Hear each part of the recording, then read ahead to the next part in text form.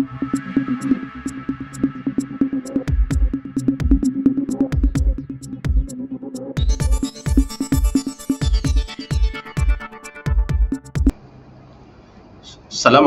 warahmatullahi wabarakatuh.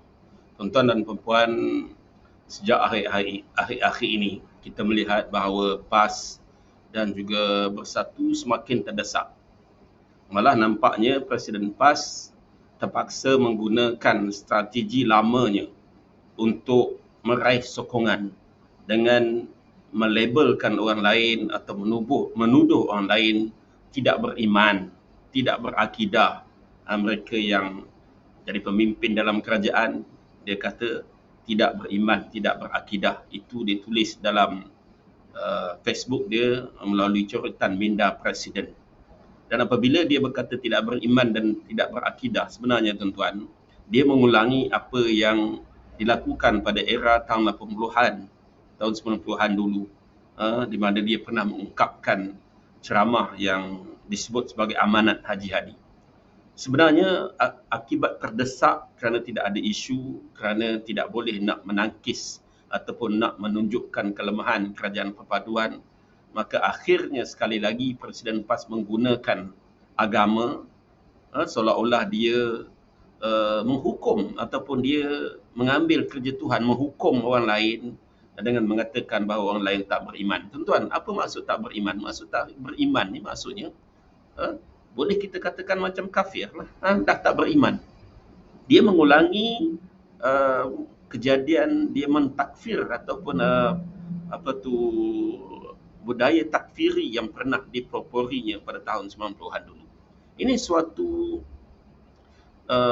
tindakan politik yang undur ke belakang dan amat berbahaya.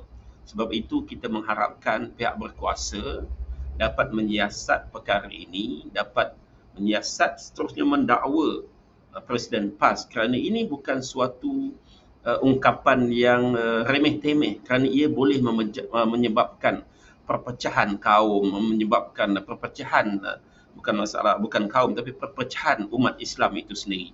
Nanti akan ada orang yang berpegangan bahawa orang yang sokong Pakatan Harapan itu sokong pemimpin yang tak beriman, sokong pemimpin yang tak berakidah. Apabila dia kata pemimpin dalam kerajaan perpaduan itu tak beriman dan berakidah, saya yakin bahawa dia bukan kata kepada pemimpin yang tidak Islam. Pemimpin tak Islam tu memanglah dia tak beriman, tak berakidah, tapi dia menuduh ataupun menyatakan perkara itu kepada pemimpin Islam. Tuan-tuan, kalau kita berpolitik sekalipun, janganlah sampai kita menggunakan hukum ataupun kita menghukum orang lain sebagai tak beragama, tak beriman, tak berakidah dan sebagainya. Kerana akidah dan iman seseorang itu tidak boleh diukur oleh Haji Hadi. Allah saja yang tahu iman seseorang itu, sama ada seorang itu beriman atau tidak. Kita nak dia memohon maaf, tuan-tuan. Dia kena tarik balik apa yang dia katakan tak beriman, tak berakidah, dan dia memohon maaf kepada pemimpin dalam kerajaan perpaduan dan juga kepada seluruh umat Islam di Malaysia ini.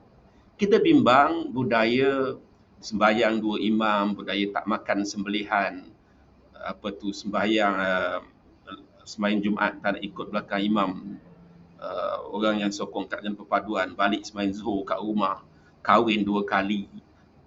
Yang pernah berlaku di zaman ataupun di era 80-an ketika saya kecil-kecil dulu. Kita bimbang perkara itu akan berulang kembali.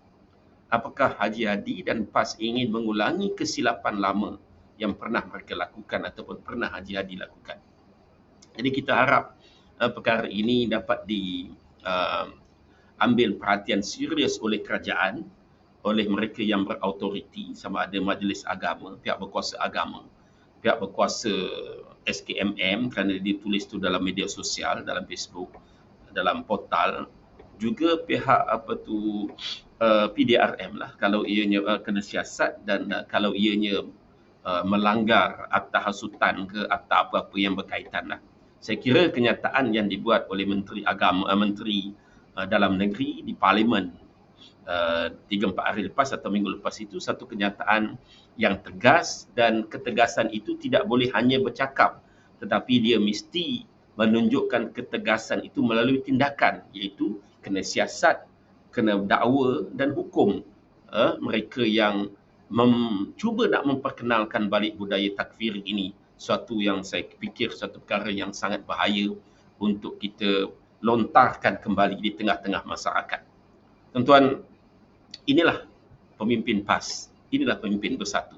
Mereka semakin terdesak kerana pilihan raya negeri di 6 negeri semakin dekat, maka antara cara untuk mereka mendapatkan sokongan ialah dengan menuduh orang lain tak beriman, menuduh orang tak berakidah supaya umat Islam, orang Melayu akan mengundi mereka.